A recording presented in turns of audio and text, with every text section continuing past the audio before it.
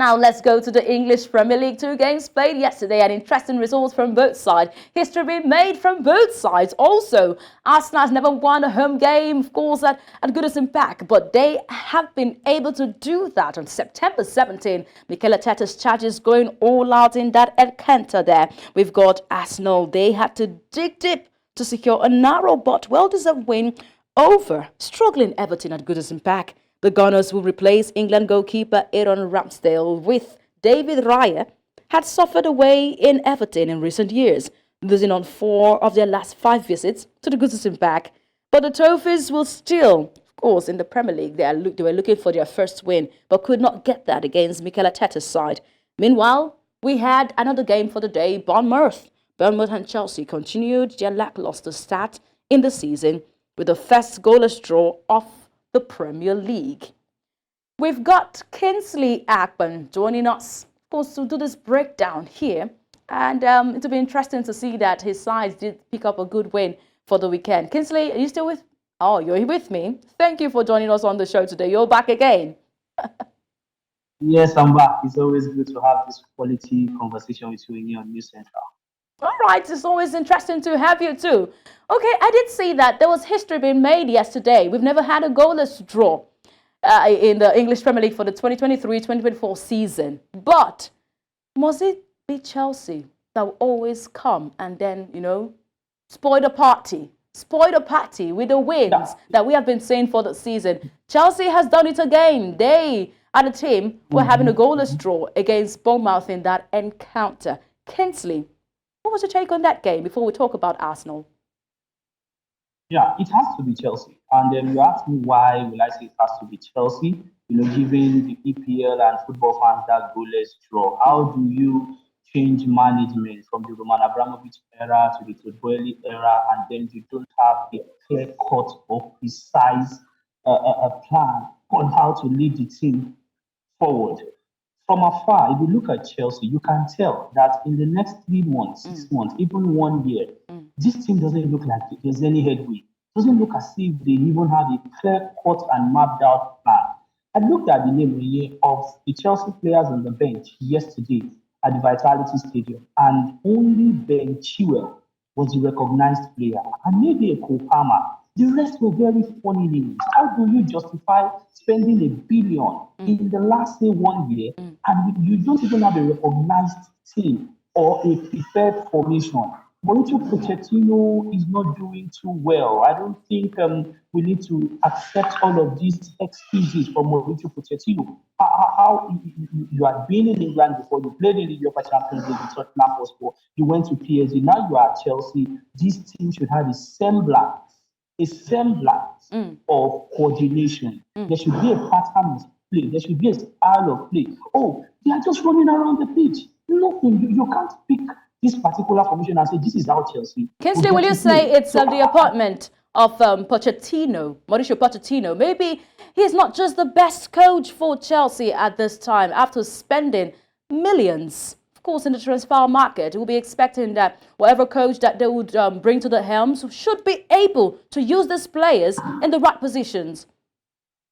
Yeah, let's even ask ourselves, what is the modus operandi of signing of players? How did they get to sign these players? What do they intend these players to come achieve? You see Chelsea signing players and funny names. They are bringing in one in Washington, they are bringing Leslie Tuku, and they're just signing players.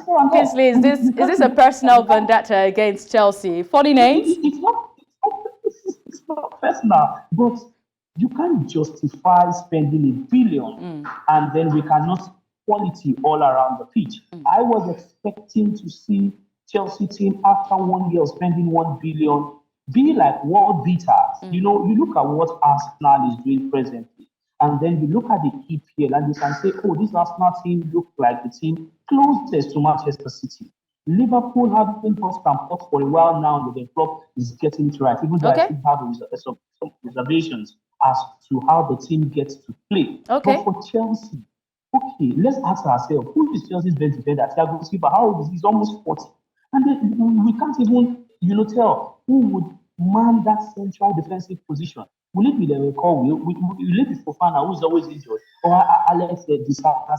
You can't tell. Okay, we know that they have Chilwell and Luis James, who are one of the best when it comes to left wing back and right wing back. But if you have Caicedo and Enzo Fernandez, both players are over 200 million pounds, and you cannot boast that these two will lock down that midfield position in the EPL for the next 4 to 5 years, then I think Chelsea are just joking. They are Okay. just signing players. There is no clear-cut plan. There's no mapped out plan. Okay, And this cannot work.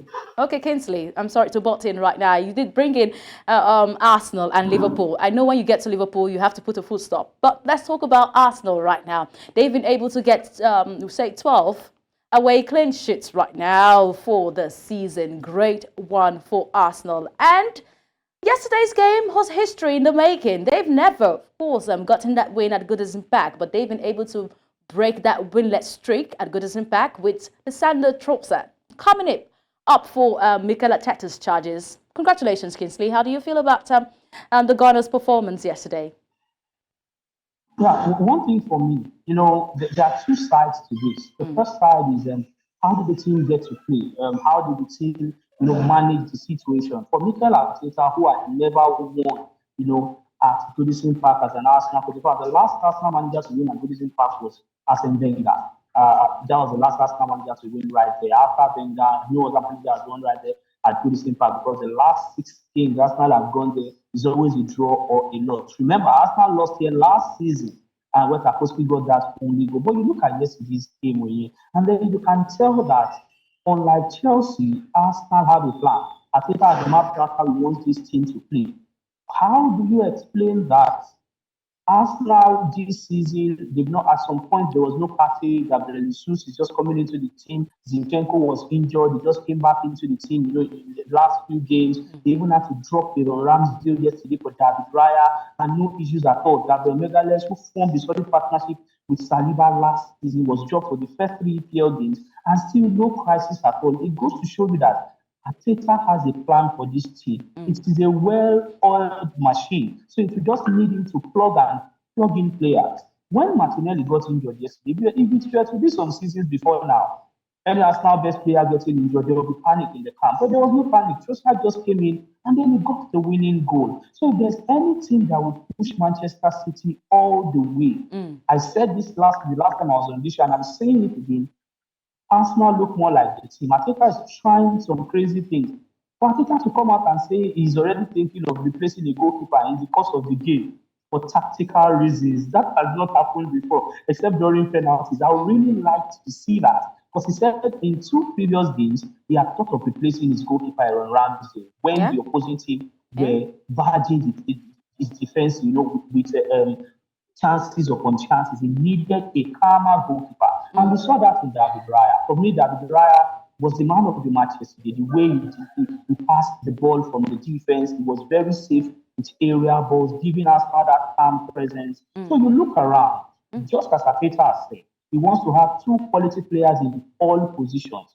It looks like Arsenal have 2 quality players almost in all departments on the field of play. Okay. Maybe aside for Odegaard and maybe Bukayo Saka, who we can say Leandro Trossard, Abdul Vieira can step in for them.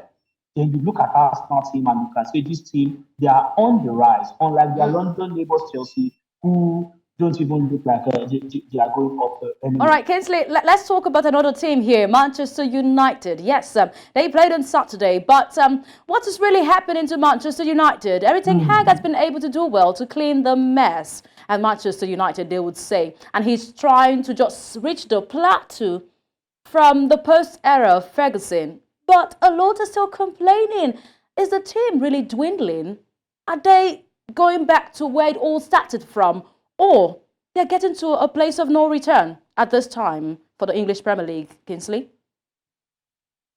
Wow, Man United's situation is a very sorry one. And then I won't sit here and say, oh, I have the solution to it. But these are the few things I'll say about the Manchester United situation. Now, why am I saying I won't sit here to say I have the solution to this? Because they've tried almost everything. They tried David Moyes' succession plan from Ferguson. They tried Jose Mourinho's serial winner, quick fix. It didn't work, and they've gone to it. They did Giggs, they did Van Gaal, they've done Ole Gunnar Solskjaer, and then you see them right now with Erik Ten Hag, who's a young manager, and who a lot of persons felt he will come in and give the team a playing pattern. I think where Ten Hag has missed it is that when you come into a new team, except you are extra sure, you don't just go ahead and start, trying to, vilify the top guys in there. He did it with Cristiano Ronaldo.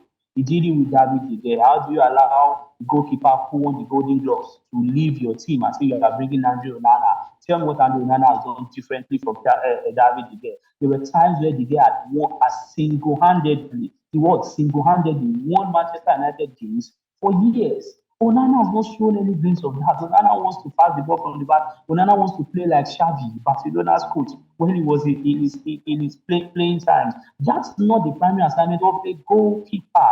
And what is even the style of play? How does Man United want to play? I saw their game, the game that they lost against Brighton. I saw that game.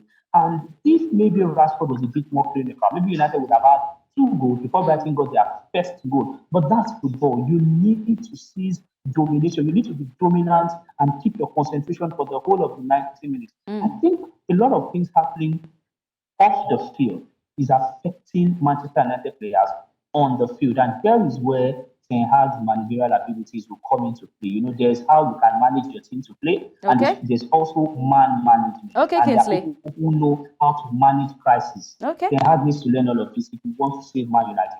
I think he's a better disciplinarian than even a coach, because at this point, I think I'll give it to him with his discipline style. But let's look at the standings. Let's look at the standings right now. From teams occupying 2 to 4 position, only goal difference differentiates them over there, sharing 13 points each. Now, with the way Arsenal and Tottenham Hotspur are going unbeaten this season, that means the London Derby is going to be, the North London Derby is going to be a cracker, because that's the next visit for Arsenal and Tottenham Hotspur. What do we expect, Kingsley? Wow. I think for the first time in a long while, we'll be seeing the North London Derby, and then you can't say this team is better than this other team. Based on what Andy Postecoglou has done with this Tottenham side. If there's any manager that surprised me this season, he is that manager.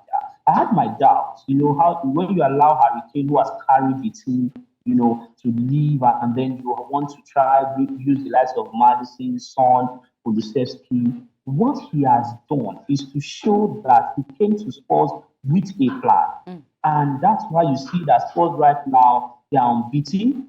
Arsenal also are unbeaten. So we are having a North London Derby with Spurs and Arsenal unbeaten after 5 league matches, all behind Manchester City. I think it's going to be feisty. I think both teams will fight. They will have to battle it out. Any of these teams that come out victorious this weekend would really, really know that they left it all on the field of play.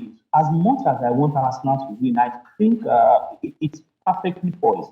It might end in a draw, because the two teams will really, really battle it out. I like the energy. I like the press. We used to see this press under the early Jurgen Klopp Liverpool side. That's what Tottenham Hotspur are doing now. And the Postecoglou is making all of these boys work so hard, from the defenders to the midfielders and also to the attackers. Everybody's working hard for the team, and you can't really find any sort of weakness. And the fact that Richarlison even scored, it was a bit exciting, because he had been thinking that he had something wrong with him. And that Saturday, it was nice to see that Richarlison was on the score sheet. I was really happy for him. Remember, coming from Brazil, we saw him on the bench after the 5-1 win, and then he was in tears, and then we asked him, why? He said, that the off-field issues, him severing ties with his agent and all of that. That when he gets back to England, he will get a psychologist. And I like how the manager and the Postecoglou stepped in. This is what I expect from anything. He stepped in and he said, we will help him. We will make sure that we help Richarlison, and we will bring him back to his form. That's how you put your hands around the player and show that you are a father figure to him, not just being his coach. And see what that's a great one. He came on board when the team needed him, got the equalizing goal, and he also provided the assist for Dejan Kulusevski wonder strike. Now, heading into the North London Derby, you have two teams who are high flying. Yes. Here's where the issue will come out from. We would like to see what Arsenal will do against PSG on Wednesday. If Arsenal plays so well and they don't pick up any severe injury, then it will be balanced. But if anything should go wrong, when Arsenal play PSG in the UEFA Champions League, then they might just be going into the North London derby, even though they will be playing at home, having to play with pressure. And you don't do that against this Tottenham Hotspur side. I think because Arsenal will be playing at home, maybe they might have the edge. Maybe say 55% as against us, 45%. But this one is a game that I want to see. Okay, Spurs Kingsley. versus Arsenal. All right, thank you so much. I wish we could go on and on with the preview there, but time not out, friend. Thank you so much, Kingsley. I would say congratulations to you, but I know any elephant sitting atop of the tree would surely come down. Those who have got unbeaten streak, one day will be Well, beaten. 60 are the ones on the tree now. You know, they will never come down. But thank you. It's an interesting conversation with you. Kingsley Akpan, a football commentator from Nigeria, always know how to do his thing best. Thank you so much for being with us on the show today. Thank you so much, Onyinyechi, for having me. So